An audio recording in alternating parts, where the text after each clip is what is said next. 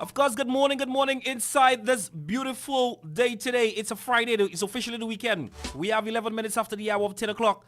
And of course, after years, boy, some persons like to use the word, boy, after that hiatus and like, nah, man. Boy, it's been a long time. So, for 2024, it's the first for 2024, official, of course, but he's making his debut today. This is why we say good morning, welcome inside after a long time police forum. Here with me there this morning is Officer Rene. All right, you guys know him, you guys see him around, but I'll make him do the official in terms of letting persons know who he is, where he's from, and of course how did he get here, and of course his position in the police force. Welcome inside, police forum. Good morning to you, sir. Bonjour. A wonderful good morning, everyone. Good morning, Soufre. Good morning, everyone in Radio Land. I want to thank you for the opportunity to be here today. It is exciting to be here. I have heard so much about Police Forum, and for me, it's a pleasure being the one selected to continue this journey, because I believe it is important that the police continue to communicate with the public. If you know how many times, boy, I've been advocating trying to get somebody. I was on Blaskis. I was on, just name them. No, well, you would understand that everyone is not bold enough to, sometimes come to the radio station and I would say make a delivery. Well, make a delivery and answer the hard questions. Because I'm certainly sure the members of the public will be interested in this program and will be asking the hard questions. Right. Civil security is something that is at the heart and minds of every St. Lucian. And anything that affects their peace, they will want answers. And if you believe you don't have the answers, then you will not come. Touché. Not that I'm saying I have the answers, but what I could try to do is to alleviate the fears and let them know what the police plan to do in terms of crime security and civil safety of every St. Lucian and visitors within our shores. And even if you don't have the answers to the question, I'm trusting that you're going to do your research and you're going to be back. Definitely. The Soufre Police don't work in isolation. We are part of a discipline organization, which is the RSLPF. And from what I know, the executive of the organization has the policing plan, the strategic plan that will drive every police activity, every police effort. So I may not have all the answers, but if a question comes up, I am guaranteed to follow up, do the necessary research, and to come back here, because I'll be every Friday. Yeah? So right. I will be coming back and provide the answers, so that at the end of the day, we have a comprehensive understanding of what crime and security is in this country. Definitely. So I know persons are hearing you for the first time and persons are maybe seeing you for the first time because you know already this World Wide Web. Tell us a little about yourself, your background, in a nutshell. Let me once again thank everyone for having me here. Thank you for having St. Lucia Soufre FM for having me here. I am Kimroy Rene, Inspector of Police. I am a 25-year veteran of the Royal St. Lucia Police Force, having been enlisted on the 13th of December, 1999. I could tell you it was one of the most difficult journey, because I had to fall in a training school on a holiday. So I had to leave Soufre and get to Castries, and I had to be there. And, it has been a phenomenal journey. And today's forum, today's discussion will be primarily on that, the police force, the police act, police discipline, and to give the public an understanding of what are the expectations of a police officer. Because there is a clear difference in, a police officer or somebody who has been socialized in police habits vis-a-vis somebody who has no training and experience. And at the core of the police force, I could tell you, is discipline. Everything we do focuses on discipline. Okay. And discipline at the bottom level to the top, and vice versa, discipline and respect from the top to the bottom. So this is what the focus of today's discussion will be. The Police Act, discipline, the penalties for ill discipline, what to expect of a police officer, professionalism, customer service, and the things that make a police officer a police officer. I feel we should start with that, though. Policing, police officer. Right, yes, so again, like I said, I am from Soufre. I am originally from the beautiful community of Etangs, the son of Columbus Rene, a.k.a. Swa, and Bibiana Rene, both persons from the Soufre community. So The strange thing is, when I came here, I was transferred to Soufrière in July of last year. And for some reason, quite a few persons felt I was not a Soufriérian. I tell them my grandmother is from Lawi Kwab, you know. So at the end of the day, I'm a Soufriérian, born and raised. It's just that I was raised in the countryside. I was raised in the tanks. And from there, I spent a lot of my policing service. Well, I went to a company for 5 years. Worked at Barclays Bank back in 99 to 2000, 99 to, well, 98 to 99. I worked at then Barclays Bank, and then from there I became a police officer. So I am a Soufriérian at heart. Everything I do is for Soufrière. My policing ethos, my policing drive is to make Soufrière one of the safest, most exciting community on the island. And I will do everything within my power, legally, to ensure that this community remains safe and that some of the activities that we see happening around the island does not come within our district. I am the inspector in charge of Soufrière and Choiseul, so I'm not only responsible for Soufrière, but I am also responsible for Choiseul Basin as well. Choiseul. Again, half of my family are from Choiseul because my grandmother. That's the reason why it was so spot. My grandmother from by my father's side is originally from Carfier. So the Osmans, the Humans, they are my relative. The Coopers from Carfier, those are all close relatives. So I am both a Soufriérian and a Choiseulerian, and I represent those two communities as we speak. I want to ask you a question quickly, all right? Why not a mason? Why not a carpenter? Why not a lawyer? Why not a doctor? Why a police? Why a police? The honest truth, I could tell you, it was never in my plan to be a police officer. I always loved business and accounting. That was my area at school. And that's how I got into the bank, because my area of study was accounting and business subjects. But they say sometimes life takes you on different paths. And my twin was the one who actually told me, hey, because my twin at the time had just left school. I was a year ahead of him at secondary school. So after he graduated, he told me, hey, he heard that they're recruiting for the police force. So he's going to apply. And I felt, well, you know what? Why not? I'm going to apply for the police force. Right. And I could say fortunately or unfortunately, I made the cut, he did not. And I believe it was a good thing for him because he's now in Canada and he's doing very well while I am here. And from the day I joined the police service, I have really tried my best to be a model police officer, to maintain the standards of the organization and to contribute, and to take a positive approach to my job. So it is something that I cannot say I always wanted to be a police officer. I could tell you, I love the accounts and I love customs. However, I never applied to the customs department. But I've loved the police force. I've spent 25 years. And people ask me the question, why chose the police over the bank? And I tell them, if I am to do it again, I will do it the same way, because the police force have taken me to so many places, has opened up my eyes to so many things. It has exposed me to so many people and places that I don't think at no time in the, being at the bank or being I would be able to have had those experiences. I've traveled the length of breadth of the globe on police business, gone as far as South America, Colombia, Uruguay, Ecuador, gone to the UK, gone to the US, traveled all the Caribbean islands for police training and police exercises. And it has been a really eye-opener for me as an individual, and I think it has given me, it has an opportunity to meet people, experience different cultures, experience different people, and understand and get a better understanding of the world. Because I have this pin here, I think this pin here, which and that pin is an Interpol pin, which means Interpol, which is the International Police Organization. I at some point in my career was the National Supervisory Officer, or the NSO, or the head of Interpol in St. Lucia. So we do have an Interpol connection where we are connected to 190 countries, 92 technically, where we communicate on a daily basis. And this is one of the areas I want to discuss on this show, so that people understand the kind of international connection that the police have.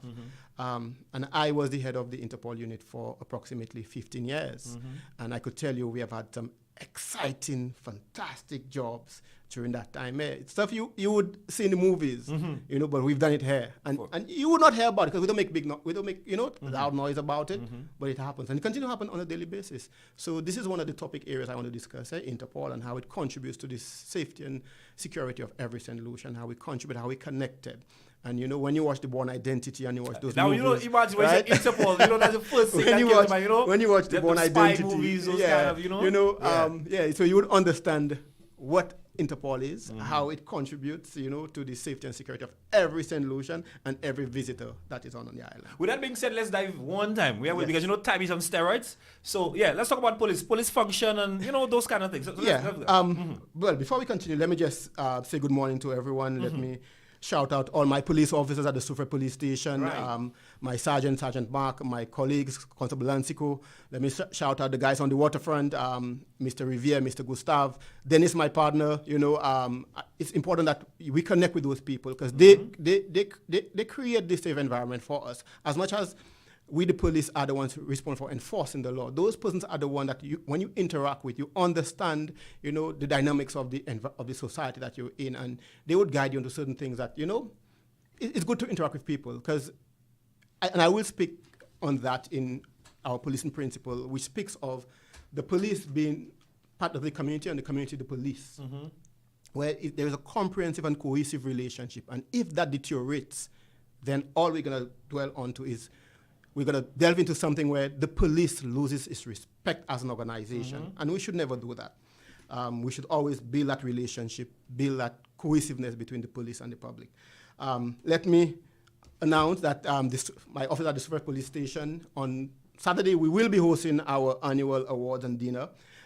It's a grand and exciting activity for the station. I think the police officers have worked hard for the year, and we, the management of the station and the executive of the RSLPF, is putting together an award for them to reward them. And I think motivating and inspiring the staff is important, you know, for their well-being. So we will be hosting on Saturday. So I want to thank all the persons who contributed. A number of the business communities contributed towards the hosting of that event, made donations. And what I could say is the business community, the corporate community in Soufrière has been quite, I mean, would say generous to the Soufrière police. You know, I don't want to highlight any particular persons, but I could tell you there is a fantastic relationship, and I want to assure them that their contribution is not something that we take lightly. We want to give back to them the same way they have given to us. So we want to do and contribute and patrol and create that policing environment that creates more economic activity for them, more economic well-being for the people of Soufrière. I also want to thank Sugar Beach because yesterday we had a fantastic donation of a laptop to our station by Sugar Beach. And that, you know, will really help in enhancing the police experience, because you would understand that on a daily basis we have a number of visitors on our islands. We have some of the biggest hotels on the island. We have world-class hotels, and we have some of the biggest celebrities on our shores. And sometimes it's not always the best, but it happens. Things happen, and then, you know, we have to respond to a situation at one of those institutions or one of the hotels. And then now, it's a bit difficult. Just imagine you have Bill Gates at Sugar Beach, right? And then you're telling Bill Gates, okay, I need to take a statement from you, but I need to come to this police station. That automatically creates a security risk for him and the police station. So what a laptop allows us to do is to be able to go to the hotel, take that statement right there, print the statement right there, and then to have him sign, and then we don't have to have him come to the police station.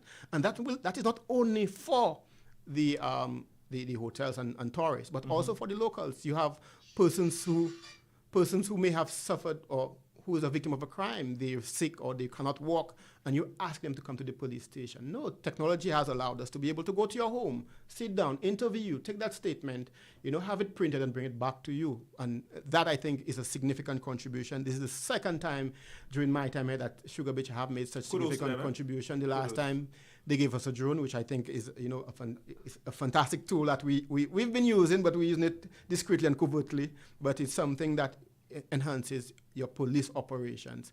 So I want to thank Sugar Beach for that.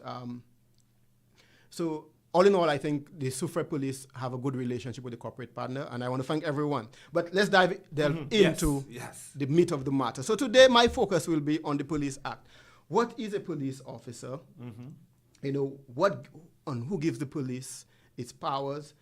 What our job and description? What are the expectations? And if I have to go into that, it will take days. But I will try to my best to really just sum it up, summarize it. Yeah, sum it up. Because I believe this show is one that it is designed to build that relationship with the police and the public. It's one to have the public understand what is the Royal Township Police Force.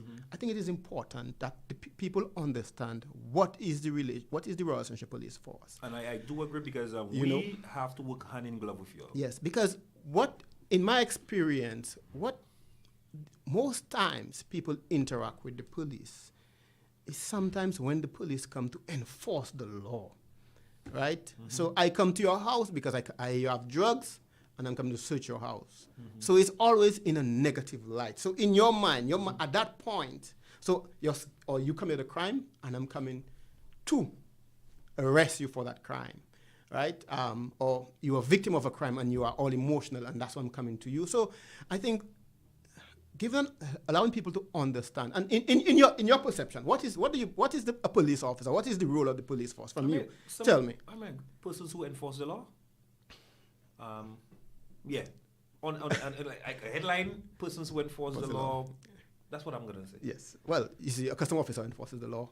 A NIC, Inland Revenue Department officer enforces the law. Well, all of you guys fall under the same umbrella. Yes. So that is a police officer, and you're correct. A police officer is a law enforcement officer, and our job is primarily to enforce every piece of legislation in this country. And what makes the police so different to a custom officer, or to a prison officer, or to an Inland Revenue officer, is that whereas the custom officer is guided by the Custom Act, right, which is one piece of legislation, and it tells you what a custom officer is supposed to do. An Inland Revenue officer or enforcement officer at Inland Revenue is guided by the Inland Revenue Act, or a port police officer is guided by the SLASPA Act. A police officer, on the other hand, is a law enforcement officer who is charged with the responsibility of enforcing all the laws of this country, right? And that's what differentiates us, and I think place an even greater responsibility on us. So if you look at every piece of legislation in this country, and I could tell you hundreds of pieces of legislation, the police is mentioned in 75% of those legislation, and we have a responsibility in there. So just imagine me going out there, walking the street, and I'm confronted with a situation. Immediately, I have to be able to identify what offense is being committed. Right. What piece of legislation out of the hundreds of pieces of legislation that governs this country that this person is in violation Correct. of. The action that this person committed, is it something that is arrestable? Can I arrest them, or should I not arrest them? And I must do that in a split second. Whereas a custom officer only has the Custom Act, and he is guided by the Custom Act. He could go home and read that in one day. A police officer must familiarize himself with every single piece of legislation in his country. So take, for example, the Public Health Act, which covers the Department of Environmental Health. That piece of legislation says that a police officer is a health officer in the absence of a member of the of the Environmental Health Department. So we have the same powers as an environmental health officer. The same way with the Customs Department. If Customs decide to go on strike today, the police is called to perform the duties. Okay. So which means that we must be familiar with the Custom Act. We must be familiar with custom regulations. We must be familiar with the Public Health Act. We must be familiar with the prison, because if Borderland decide to go on strike, who will they call? How big is that? How big is... The book or the... You Well, know? I could tell you the criminal code, which is the primary piece of legislation that guides police officer, has thousands of offenses in there. And person have to have that up there. And Police officers. you could try. You could try. Because That says a lot. You use the word try. Because, I mean, the good thing is that you must know whether... You may not know the exact section, but you need to be able to differentiate. Has a crime been committed? And even the basics. The basics. Yeah, Right? fundamentals of it. So they are the more popular offenses like an assault, a threat that you deal with daily. That you could keep in your head. So you see the offense, you know, okay, that's contrary to this section of the criminal code. Loudspeaker, which I deal with every day, I know is 550. You know, murders, those different sections. It's off my head, I know.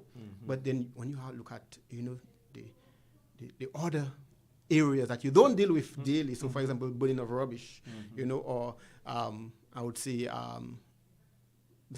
offenses that you don't deal with, fraud and obtain property by deception and all those different offenses. You would not know it off your head, but you would know it on offense. So, and that's what technology does. So right now I have all those legislation on my tablet, so I could easily pull it up and say, hey. Now, I love you jump on tablets. So that means that me too, as a civilian, I can download that act Yes. and read it and familiarize myself. Because some tell you ignorance of the law is no excuse. And one of the fundamental principles, All right. ignorance of the law is no excuse. Okay. Right. So it's better to, of course, Every educate yourself. Every St. Lucian Know the law is before you supposed to break the law. familiarize You want to break the law, yourself. know the law. And every police officer is supposed to know his onions because I could tell you there are some Officers. criminals. There are some criminals who make it their duty to know. So a man spends 6 years bodily, right? He has nothing much to do. True. He will sit there, and I could name a few that I have interacted with, right? And there was a particular one in Cáceres who would come to the courts with his criminal code. He doesn't come with any lawyer. And then he cross-examines the police as if he's a lawyer. Wow. Right? So just imagine as a police officer, you are understand there, right? And questions are coming from a guy you look as a criminal. Someone that was incarcerated. You know? So it's embarrassing for you. And no police officer should put himself in that position where he does not know what he's about and he's challenged and cannot answer, you know, and answer with confidence that, hey, what I did or what I am doing is correct. Right? So again, I will go into the Police Act. Yes. And the Police Act basically is a piece of legislation that guides the operations of the police force. And it's a combination of three pieces of legislation that were enacted from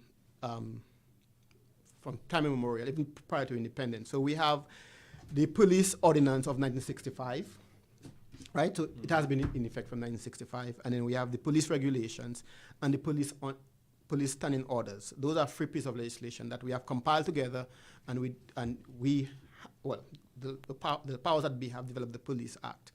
And the Police Act Section 3 speaks of establishment of the police force.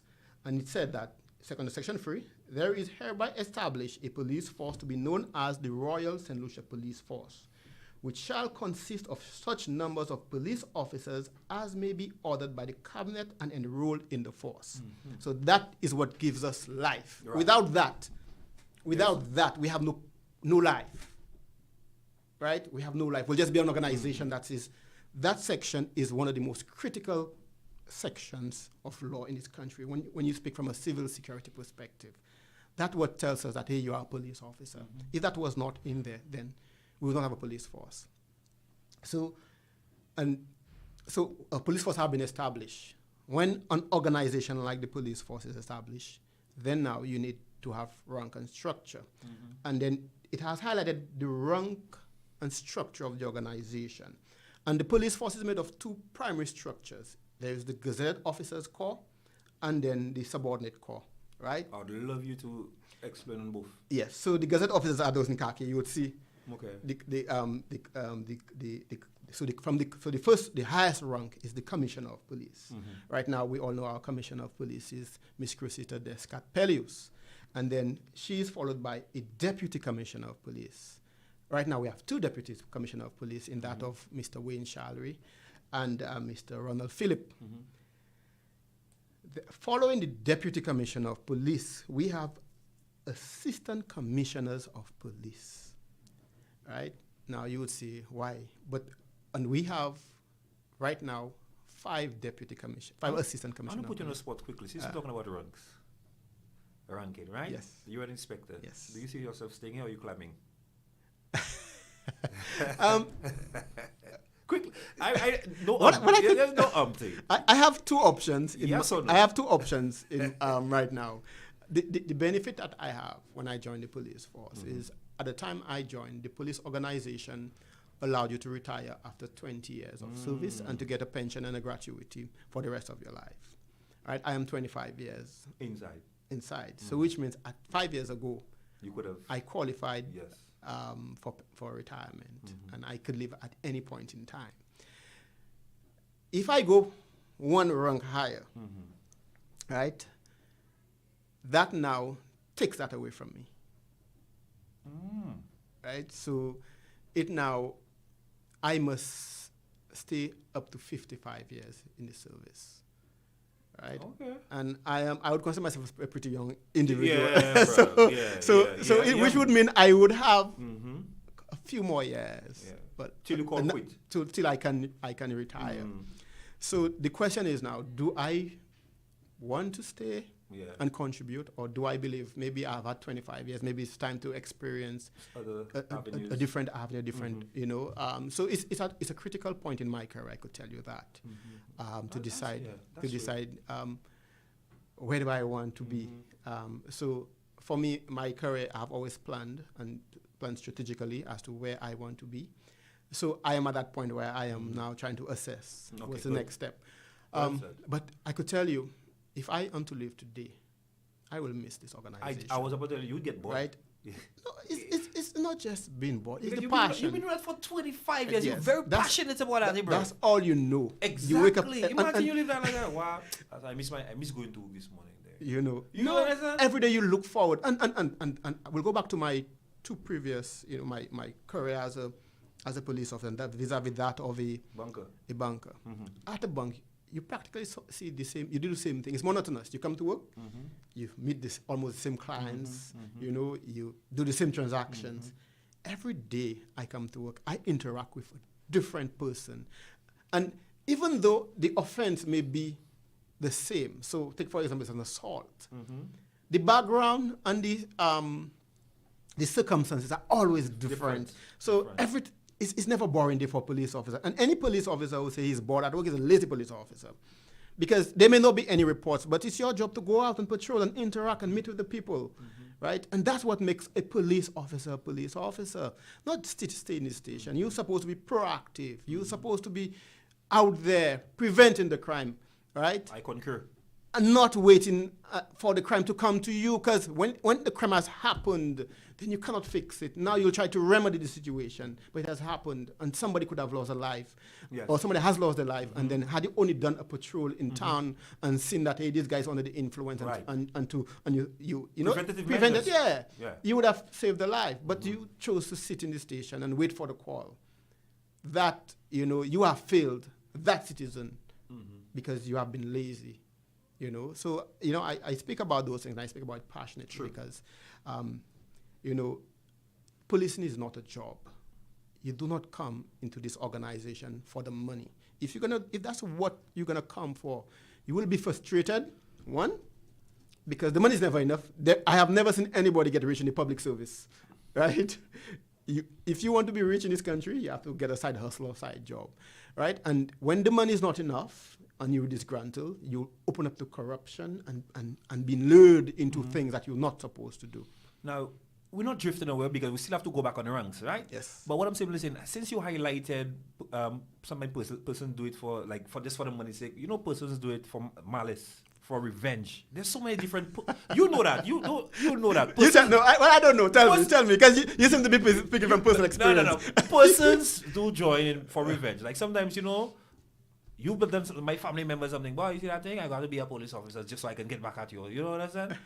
What I could tell you, I've heard from people is, which I don't know. I cannot prove. You've heard it. What I've heard is sometimes, you know, some guy was bullied at school, right? Or he was a small one at school, and he wants to get out of that, hey, being bullied kind of situation. So he joins the police force. So now he has the power of the law to, be able to enforce it or assert his authority, and anybody who does that is not a true police officer, because the police is not supposed to usurp the powers of the criminal justice system. Your job is to investigate the matter, put together, determine whether there is sufficient evidence, or whether there is a criminal, act that was committed.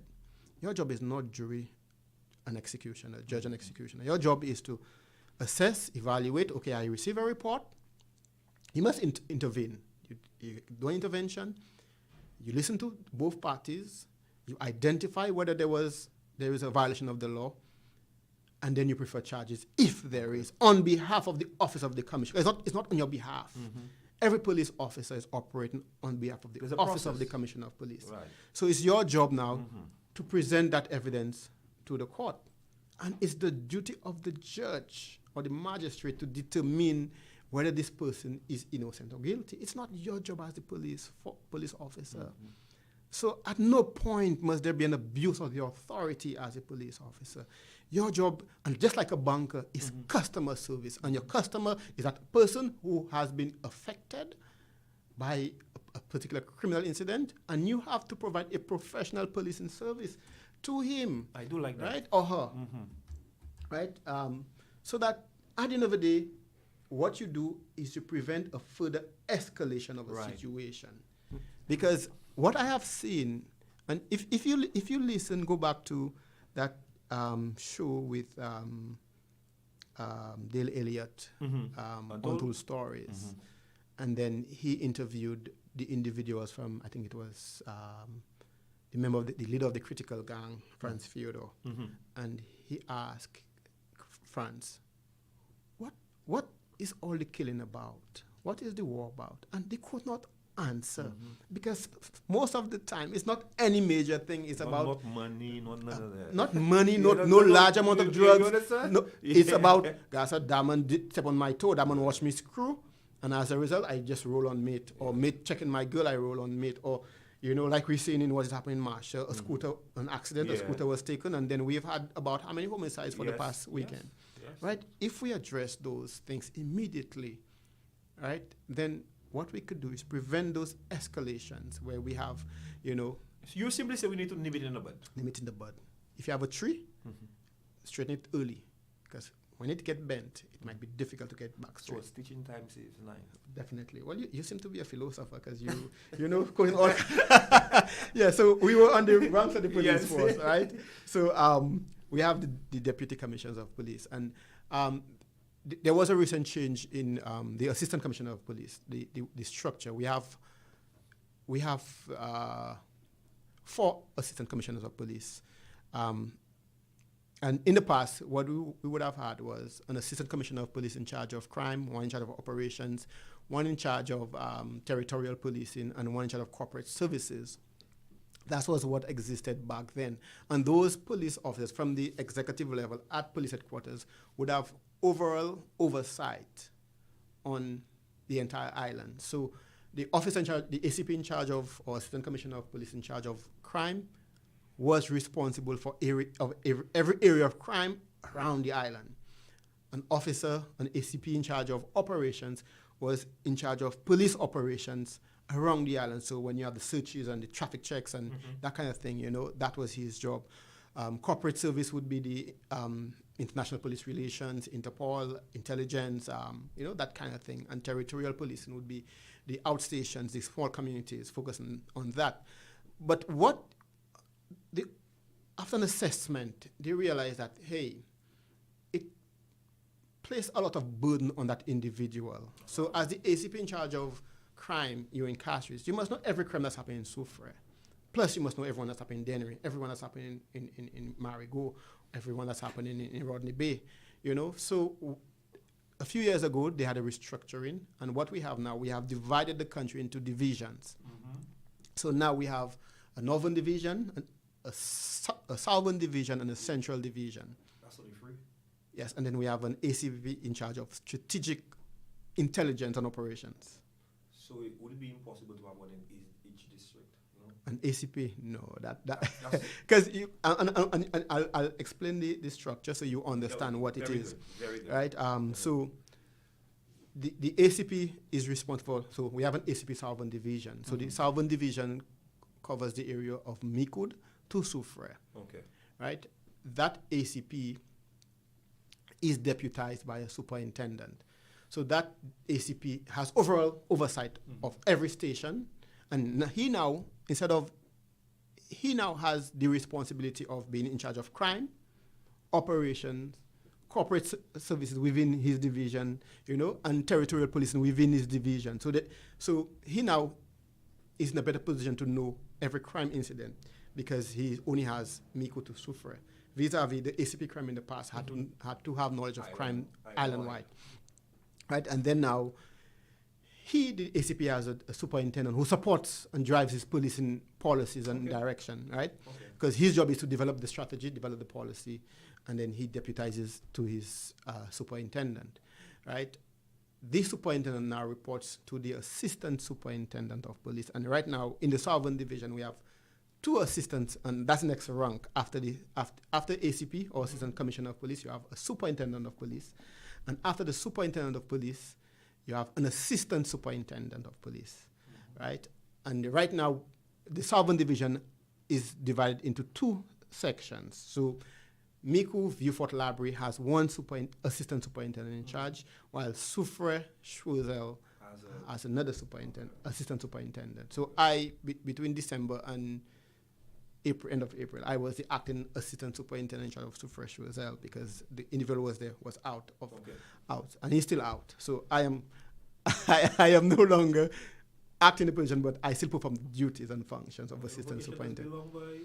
No, well, he went on training, and from there he was on vacation. So, and then after the assistant superintendent is an inspector. So I am the deputy for the assistant superintendent of police in charge of Soufrière Choiseul, right? And then from there you have your sergeants, you have your corporal, you have your constables, and you have your special constables, right? So that is the rank structure of the organization. A lot of ranks. So just imagine somebody getting up to the rank of commissioner. It just shows you. You have to go that way. It just shows you. Yeah, but again, it shows you discipline, right? And anybody can be commissioner of police. If you are disciplined, if you are committed, you can't go up the rank. I can be commissioner of police if I choose at some point.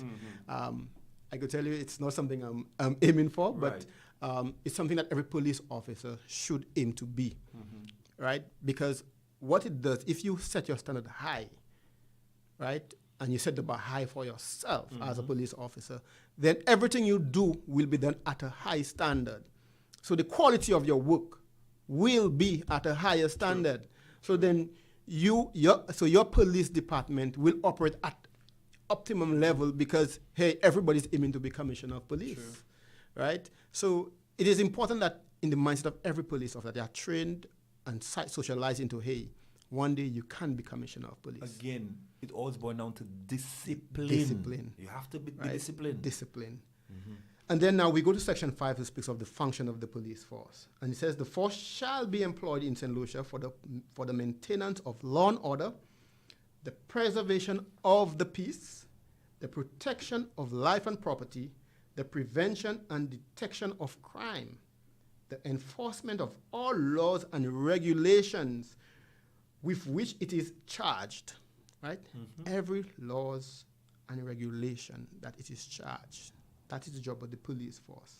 The apprehension of offenders and the performance of such duties, and for the performance of such duties, it says that the police will carry arms. So that is what gives us the power to one, arrest people, one, investigate crimes, and to take witness statements, and to be able to come into your house, because you would understand the most powerful piece of legislation in this country is the Constitution of this country. No other piece of law supersedes the Constitution, right? And the Constitution guarantees every single St. Lucian, whether employed or unemployed, whether educated or uneducated, whether mentally fit or unfit, every single St. Lucian has certain fundamental rights and freedoms. And one of those freedoms speaks of the right to your privacy. So your home. Right. That's my house. I build my house, right? Nobody can just walk into my house. But the law gives the police the powers to enter your house and search your house. No, but don't you all need a warrant? Oh, I'm telling you. Okay. So the criminal code allows us to be able to go to a magistrate and tell the magistrate, hey, a crime has been committed, or I believe a crime has been committed at a particular location. Right? We believe at that location there is firearm, there is drugs, there is a minor that is being sexually abused, there is stolen property. And as a result, we want your permission, or we want you to suspend. Because the more technical term is, we want you to suspend this person's constitutional right and allow me to invade his or her privacy. Yes, how powerful a police officer is, right? And the other important part, it speaks of your freedom of association, a freedom to life, freedom to do whatever you know, everything that's within the law. And then the police has the power to just revoke that from you and arrest you for 72 hours and lock you up. Nothing more than 72 hours. Well, you can. Pending investigation?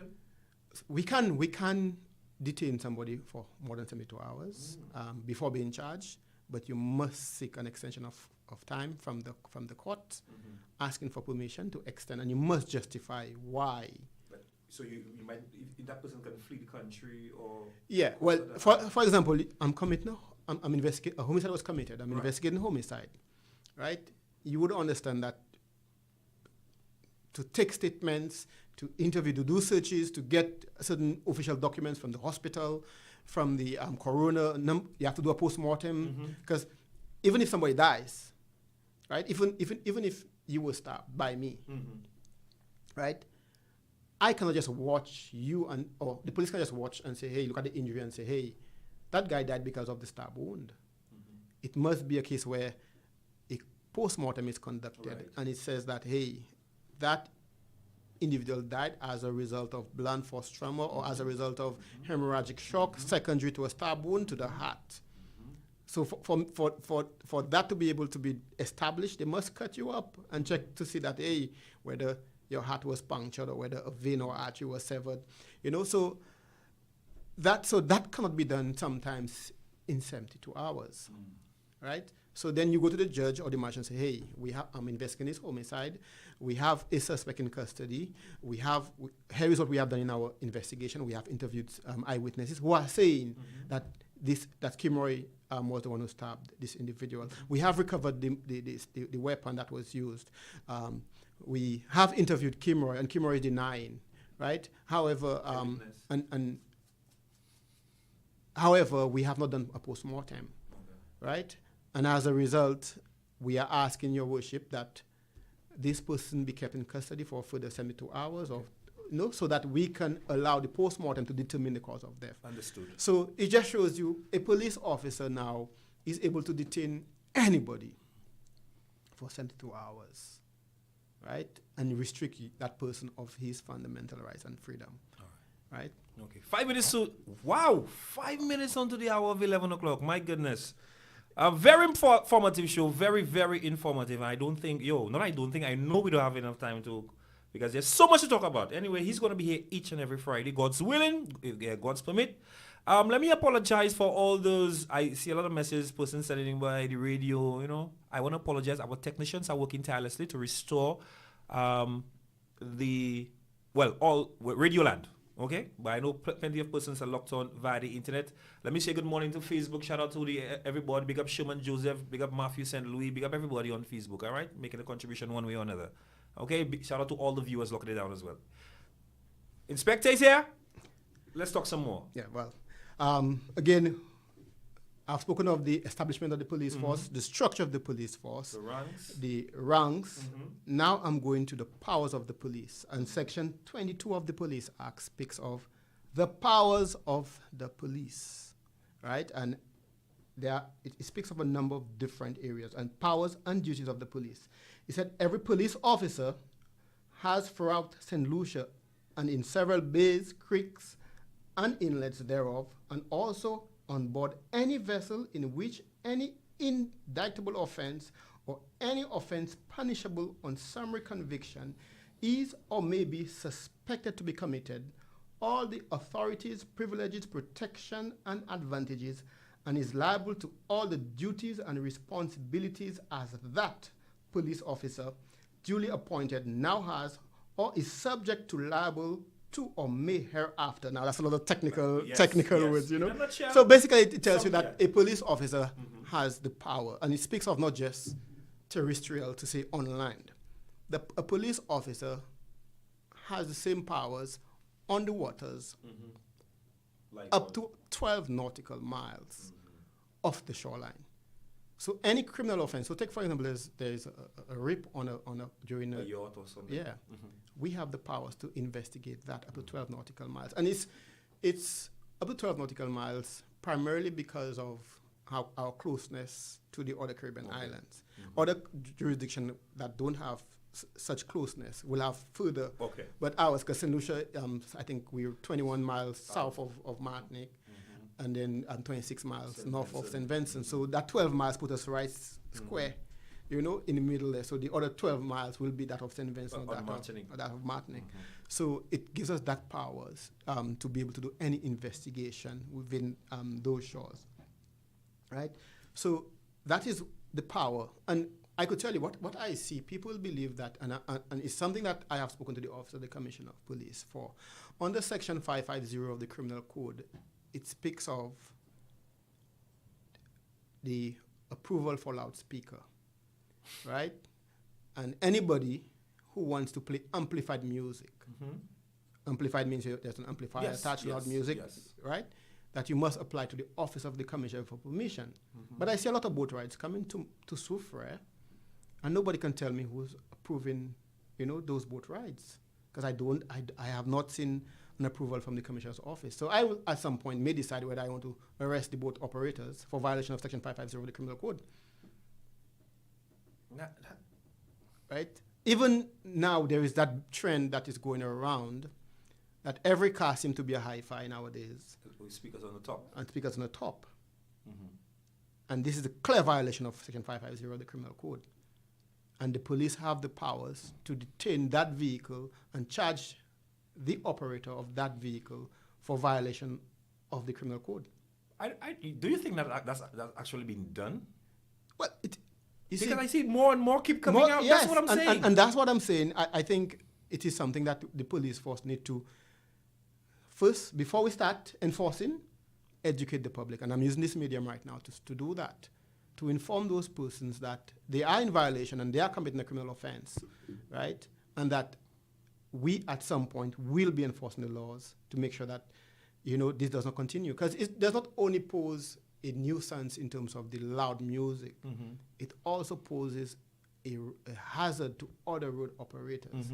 Just imagine this person has this thing on top of his or her vehicle. It's not properly fastened. He collides with your vehicle because he's traveling at 30, 40 miles an hour. That thing is strapped to his vehicle. He collides with your vehicle. The enforcement he has on there is not strong enough. Because of the impact, that thing flies out, goes straight through your windscreen, and severs your head. Who will be held liable for that? Will the insurance cover that? Because that does not form part of your vehicle and should not have been there in the first place, right? How do you compensate that person? That is what I'm talking about, right? Insurance-wise. Yeah, and everybody seems to feel that it's okay to just put a speaker on their vehicle and drive around as if it's part of their vehicle. It's not part of your vehicle. I'll tell you something else. You spoke about amplified. I might know the definition of amplified. You might know. Some person will ask you, how loud is loud, and how do you actually measure, you know, in terms of decibels or... You understand? Well, there is draft legislation that will speak of that. It's not law yet. It's draft legislation as to what level of music is permitted at various public places. So where would you, an area you'd consider a residential area, how loud you could play your music. And the decibel level basically means how loud, you know, that music is. But hear that, let me tell you. I don't need no equipment to tell you that this music is loud because, I don't need, because, if I am in my house, your music is playing and it's vibrating my ornaments on my shelf, it means that your music is invading my private space. Disturbing the peace. Is disturbing the peace, right? So as long as I can explain that to a magistrate or a judge, I'm certainly sure that they will tell me, yes, Mr. Rene, you have a right under the Constitution for peace, right? And this person's music was in violation of that. That thing is on the uprise. That's even a business now, Yep. And competition. all of a sudden, I'm seeing every funeral in Sufra now. Everybody wants to. I think it's a business. Everybody wants a vehicle with a loudspeaker to escort the body to the cemetery. Okay, we spoke about music and loudspeakers. What about criers, town criers? Town criers. Do you need permission? You need permission. I could tell you, Flecky, whenever Flecky has to do an announcement, whoever is doing the announcement comes to the station and say, and the law speaks of the times you can do that, Oh, specific times? Yes, it speaks of from 1 to 3 and from 4 to 6. Because you can't have somebody pass at midnight while you're in your bed sleeping, announcing a country and western dance at Country Lime at midnight, right? So they must apply, and then it must be approved. If not, that person can be prosecuted for that offense. Reason why I brought that up, because I think last time I attended a funeral, and the priest was like, OMG. All the loud music and all those, but I was like, what is really going on? Yeah, it is, and people must understand that. I mean, sometimes you understand people want a little, and I have been told, I was informed, and which was surprising to me, that I was told that I'm a very difficult inspector, and I make it difficult to grant permission for permits for loudspeaker, and it caught me by surprise because I think I'm one of the most accommodating inspectors. What I want to ensure is that everything is done within the remit of the law. Don't believe that you ask me for permission to just escort the body from the church to the cemetery, that you could play the music ridiculously loud. One, I will not tolerate that, right? And then you could go and have a fete by the cemetery, where you come there for a vehicle with coolers and drink, and a fete started right there. I'm not going to tolerate that. I'm going to tell you, yes, I'm going to grant your permission, because yes, whoever died liked his Western or he liked his whatever.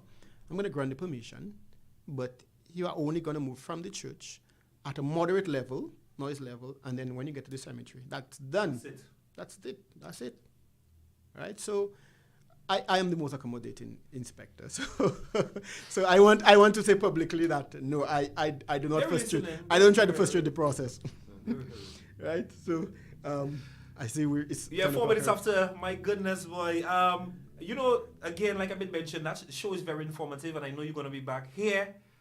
I want you to go and get chase you on that kind of thing, but really and truly, I think this is the start of a relationship. Yes, I think I will try my best to not only me be here, but to have other police officers who are educated in specific police areas to come here and to educate. I'm looking at, like I said, one of my shows I want to speak about Interpol. I'm going to have one of the Interpol officers come here, because we have a lot of little boys who feel they could go to Martinique, steal a scooter, come back to St. Lucia with it, and believe they could drive it around the place, and that we ain't going to know it's a stolen scooter from Martinique. There is a stolen motor vehicle database that, as long as that report is made in Martinique, that information can be uploaded, and we have immediate access to it, and we could verify that it is a stolen scooter.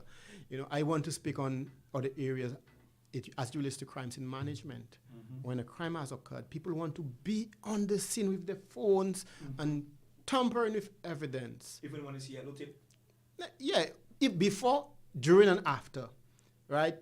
You must understand that you being on a crime scene can, one, contaminate the scene, and can put you at risk of being targeted as a suspect. Because what if you go on a crime scene, there's a stabbing, and then now you go on a crime scene, you step on the blood, right? And then you go back home, and then somebody comes to the police. Kimroy was involved. Go check Kimroy. I saw him with blood on his shoes. And the police go to your house, get that shoe, do DNA analysis, and the blood of the suspect is on your shoe. How did you get that blood on your shoe? Automatically, the police arrest you as a suspect. You have to understand that. And there's something called obstructing the police in the duty under the Police Act. You know, and those are areas I wanted to speak on, the different offenses that police officers commit, right, and can be held liable for, and the different offenses that the public can commit against a police officer in the execution of his duty, and how the member of the public can be held liable, like obstruction, resist arrest, you know, all those offenses. That's far and true. You know, we can continue this discussion on that. So I know the time has come to an end. I want to thank you for having me here. I want to thank all the people of Soufrière and Souzel for the support they've given the Soufrière police. I look forward to the continued working relationship with the members of the public, and that to let you know that our objective is to provide a professional police service to every St. Lucian, every Soufrierian, every visitor who's on our island, and to help maintain this level of civil security that is important for our existence, our economic survival as a community. So with that, I want to say thank you, and it was a fantastic show. It was a pleasure being here. It was a pleasure having you here inside 88.5 Soufrière FM. Guys, best believe that next week it's going to be even an amazing show. All right? Trust me, very informative. He looks like he's very knowledgeable. 25 years? Come on, man. Have been around. Yeah. Have been around. have done a few things that a few other police officers have never had the opportunity to. Yes, and yes, that too. That good. Folks, again, we want to thank you. Let me thank everybody on Facebook. Yeah, the live up. Big up. All right. Very Kimroy, between the hours of 10 and 11, Police Forum. Again, like you been mentioned, there's so many other topics we had a touch base on. Of course, I know persons even say what they want to talk about pre-larceny. They want to, you know, all those kind of stuff. That's why I could bring up, because there's a specific unit responsible for that. Nice. So we could bring them in there. Because I know it's a burning issue for especially the farmers from Font Saint-Jacques and those areas who you plant your dash in and then somebody harvesting before you. And when you take matters into your own and you're telling us, well, nah, man. Yeah. But after being a victim of circumstances, come on, man. There's some, come on. Just imagine you rear a cow for 5 years and the cow just disappear. That's you know, just imagine how you will feel. So it is something, it's a burning issue that we must address. Yes, all right? All right. Again, just want to thank you. Have an amazing day. Thank you.